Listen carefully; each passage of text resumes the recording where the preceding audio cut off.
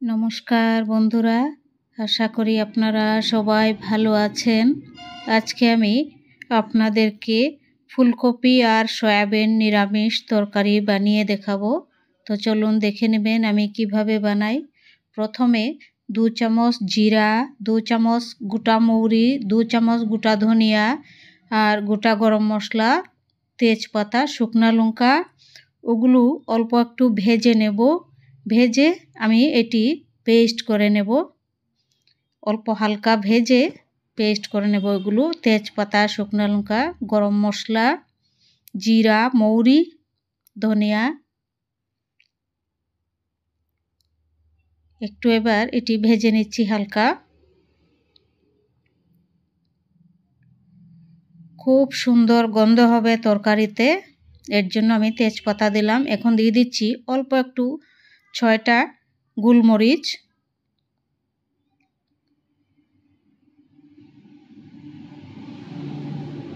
ভাজা হয়ে গেছে, এবার নামিয়ে নিচ্ছি।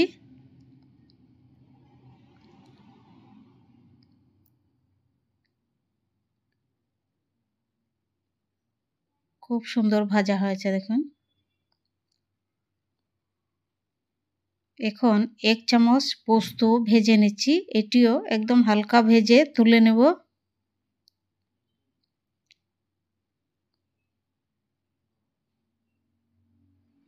ভাজা হয়ে গেছে পোস্ত, এখন এটি আমি পেস্ট করে নেব।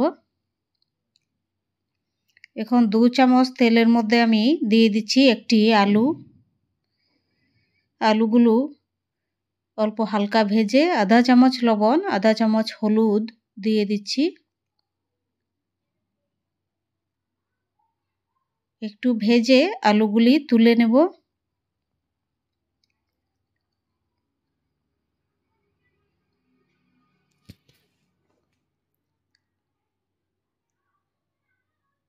ভাজা হয়ে গেছে দেখুন।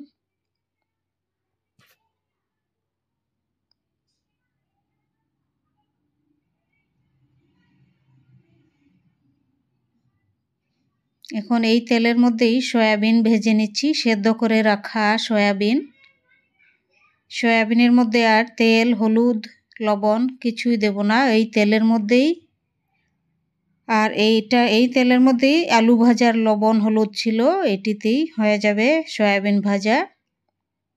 হয়ে গেছে। এখন 1 চামচ তেলের মধ্যে আমি ফোড়ন দিয়ে দিচ্ছি অল্প একটু গোটা জিরা,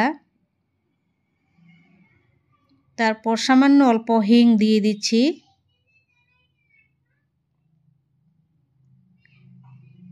এখন দিয়ে দিচ্ছি সেদ্ধ করে রাখা ফুলকপি। ফুলকপির মধ্যে দিয়ে দিচ্ছি 1 চামচ লবণ, আধা চামচ হলুদ দিয়ে 3-4 মিনিট খুব ভালো করে এটি সাতলাবো, ভেজে নেব।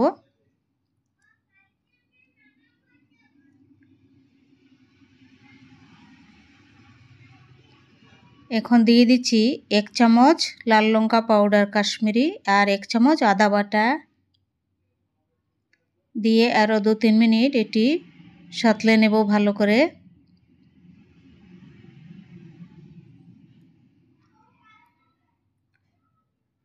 সাঁতলানো হয়েছে, এখন দিয়ে দিচ্ছি ভেজে রাখা আলু আর সয়াবিন। এখন দিয়ে দিচ্ছি এই যে ভাজা মশলা পেস্ট করা, এটি দিয়ে দিচ্ছি। এখন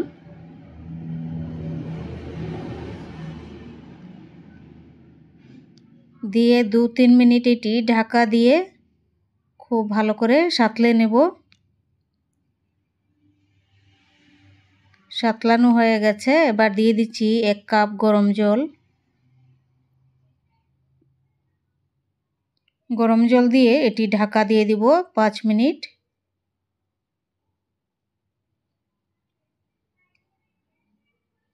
হয়ে গেছে তরকারি, খুব সুন্দর গন্ধ হয়েছে।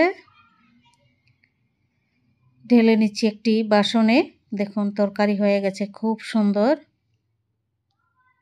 এরকম আপনারা বানিয়ে খেয়ে দেখবেন, খুবই সুস্বাদু নিরামিষ সয়াবিন দিয়ে ফুলকপি। আর এই মশলা দেওয়াতে খুব সুন্দর গন্ধ হচ্ছে, খুব ভালো সেন্ট বেরিয়েছে।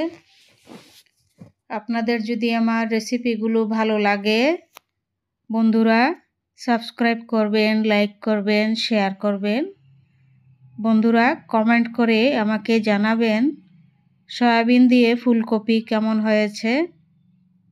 সবাই সুস্থ থাকবেন, ভালো থাকবেন।